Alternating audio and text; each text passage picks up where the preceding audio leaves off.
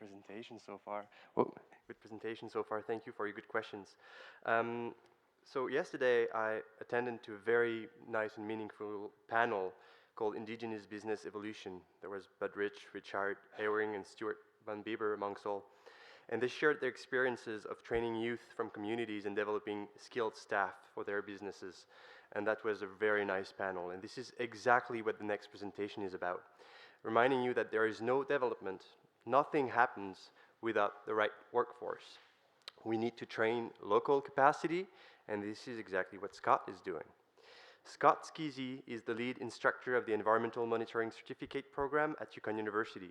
He has more than 20 years experience in supporting resources and energy projects in consulting capacity through baseline environmental monitoring program development and execution, environmental assessment and permitting support, as well as facilitation with First Nations. He's passionate about teaching and bridging Western scientific approaches with traditional ways of collecting and passing on observations from land-based activities. Scott originally was not supposed to be here today, and I was supposed to present on his behalf because I worked with Scott so often when I was working at Yukon University, but he's available, so you'll have the best version of the presentation for sure. Thank you, Scott. Thanks, Guillaume. Good morning, everybody. Yeah, you're off the hook, Guillaume.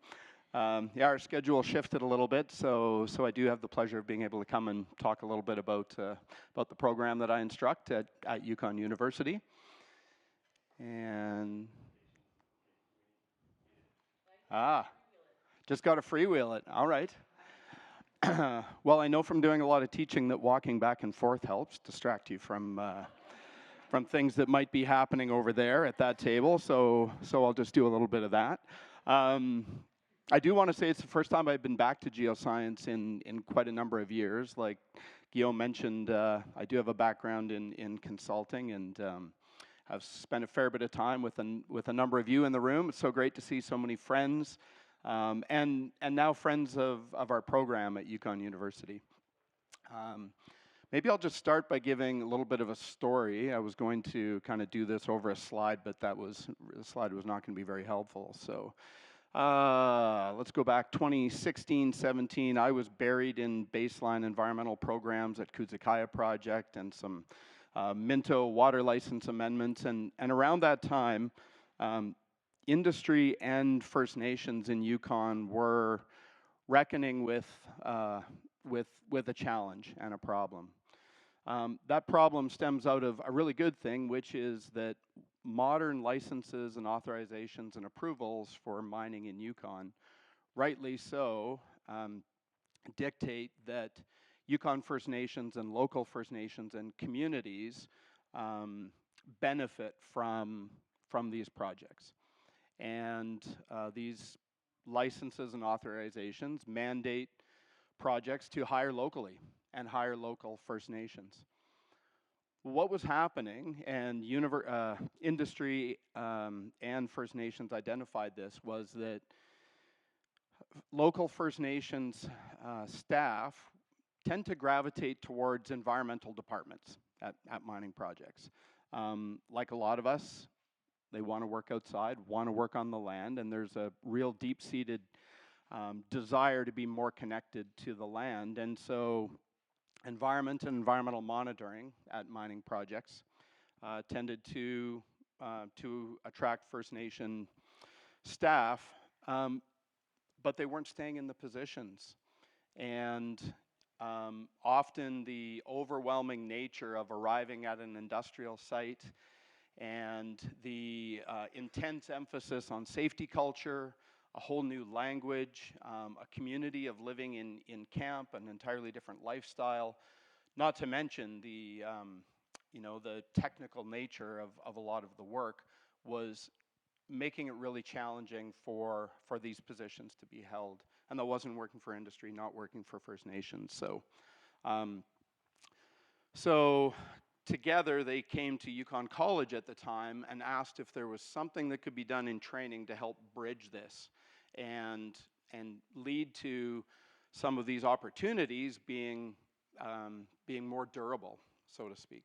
Okay, we have my presentation up. So First of all, I want to ride on Chris's land acknowledgement and name the Kwanlin First Nation and the Ta'an Council for the land that we're on. And I'm always happy to be in this room, in this building, right beside the mighty Yukon River right there. So thank you for joining us all today. So the program that Yukon College flashed up back in 2017 kind of zeroed in on a few of these key tenets or pillars. Environmental science, safety that I mentioned, field skills, stewardship of the land, traditional knowledge. So the genesis of the program identified that the key skills in Western science and environmental science were critical, but to make these positions durable and meaningful, the training really needed to acknowledge traditional ways of collecting information and observations on the land, making them useful and passing that information on to decision makers. So the program is, it's an 18-month program. The students are all Northern First Nations. I say Northern because we do have a few Northern BC, NWT, and Nunavut students, but mostly Yukon First Nations in the program. We are technically part of the School of Science at Yukon University, and we're hosted at the Center for Northern Innovation in Mining. So incredible support from both faculty and the industry training program at Yukon U. So the way the program is conceived, it covers a wide range of areas in 10 different modules. So there's some introductory courses, there's training in aquatic monitoring, there's training in terrestrial monitoring. We have a contaminated sites and assessment course that we typically do up at Faro. We have a restoration, reclamation, and erosion control course. This past year we were up at Hecla, at Keno Hill Mine and Minto Mine. And a capstone project. So, you know, it's kind of a work placement. Some years we've actually take students to Haida Gwaii, get out of this jurisdiction and this ecosystem, look at things a little bit differently, and bring that information back home. So the way I like to approach the training is a continuation of a way that I was trained back when, 25 years ago when I started my career up there. I was lucky enough to have a mentor who always gave me the why and the context. And a few people here will probably know who that person is, worked with them. But I was always given the context. And so, yeah, you're going to go out and you're going to collect some water, but why are you doing that, and what is going to happen with that information? So the environmental monitoring cycle, really, of observe, record, report, and repeat, is often all that people see in these positions. Going out, filling bottles with water every day, putting them in a cooler, sending it off to the lab, often not even seeing the data that come back. So what we try and do is give them the why. And so that information and data being collected gets communicated on to decision makers and managers in a variety of different positions so that they can take informed decisions and act on them to make decisions in the best interests of the things that we care about. These are the values, right? So having that information and always being able to see the why and what is happening with the work that they're doing, I think really makes it more meaningful, just like any of us, right? So that's kind of how we approach the training. It's a module-based program. So each of the 10 courses is 8 or so days in length. And we do one of those every month or two. They're kind of concentrated in the summer when water's flowing and animals and plants are out. But it's kind of a winter, a summer, and then another winter. So they come and we do a course together for 8 or so days, and then they get to go back home to their communities, to their work, and it means they don't have to quit work to be full-time students if they are working. And if they're not working, it gives them some time to integrate the things that they've learned, think about it, and apply it in their home communities. And come back a month or two later and do it all again. There's definitely an opportunity to get relevant employment during the program and put that into practice. We've had a number of students kind of hired midstream, which is incredible.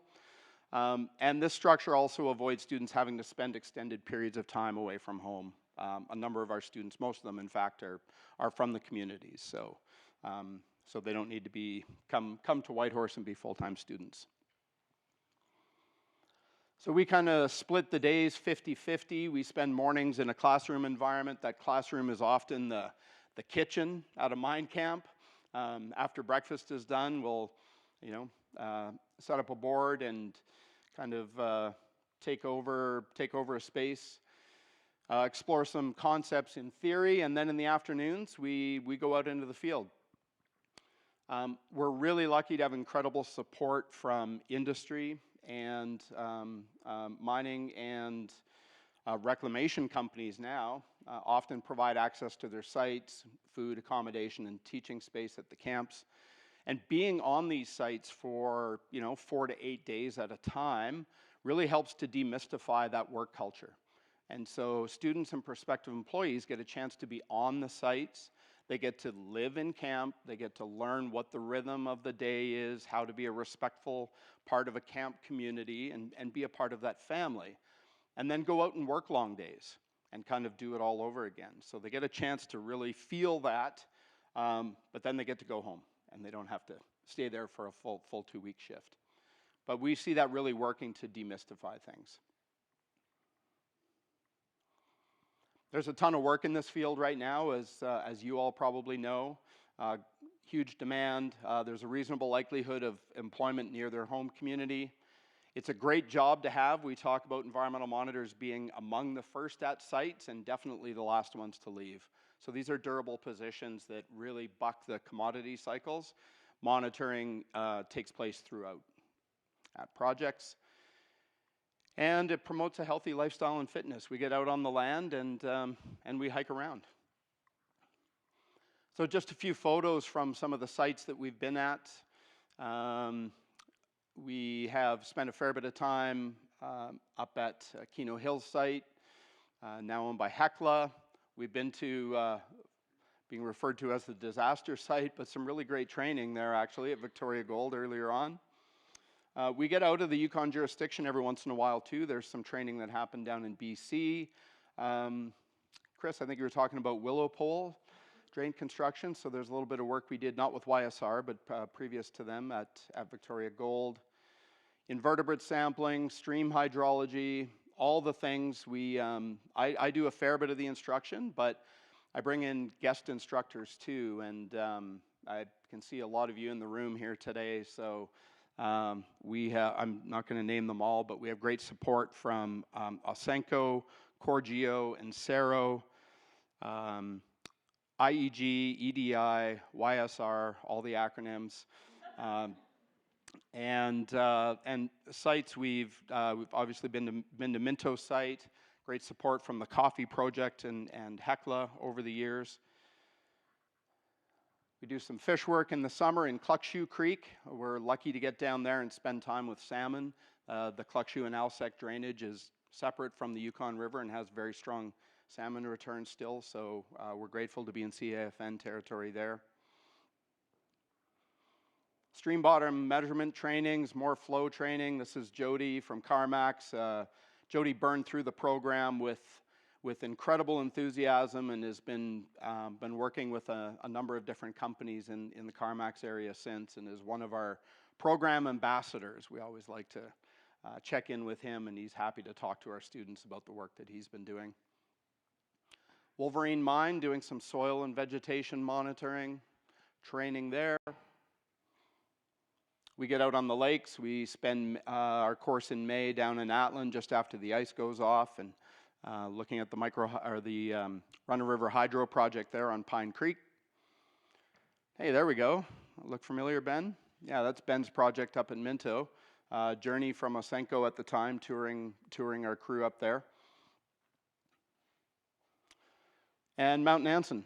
So active water treatment is a big part of work on sites, obviously, and there's monitoring associated with that, so we do a bit of that too. So in terms of impact, this isn't quite up to date, but as of 2023, 11 Yukon communities supported, 12 of the 14 Yukon First Nations have had citizens in the program. The main kind of concentration, Ross River, RRDC, and Little Salmon Carmacks, students from Carmacks, a number from Whitehorse as well, but pretty good support from across the territory. 21 graduates, I think we're up to 25 now, and we're over 70 students enrolled in the program. And I just want to give a shout out to our sponsors. I can see reps from CERNAC here today.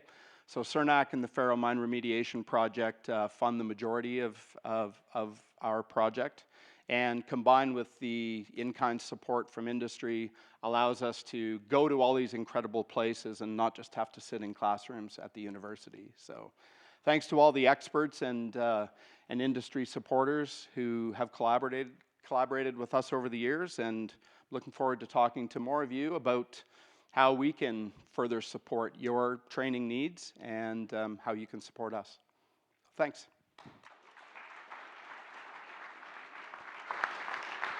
Thank you. Thank you very much, Scott. We'll have time for one question. Oh. Congratulations, Todd, on all the success of the program over the years.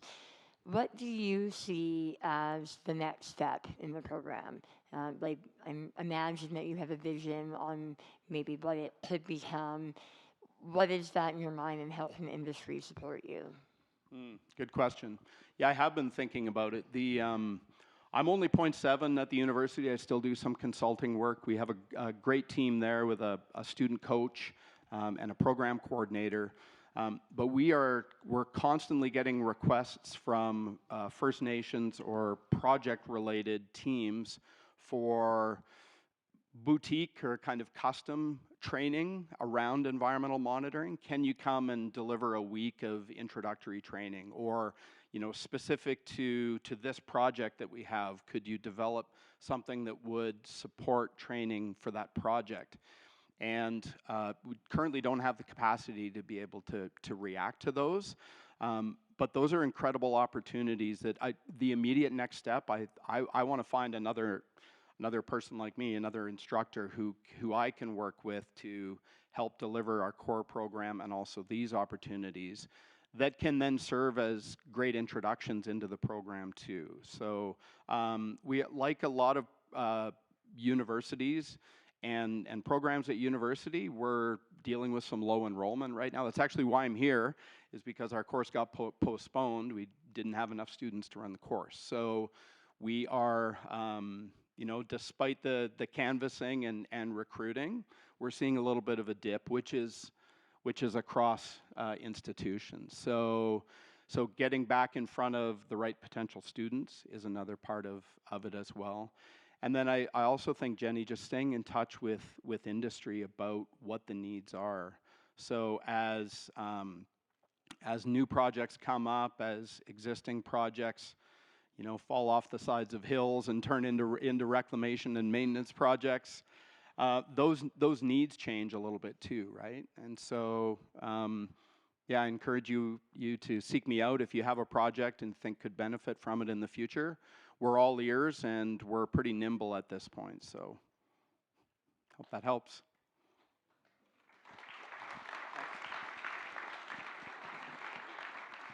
Thank you. Yeah, you bet. Thank you very much.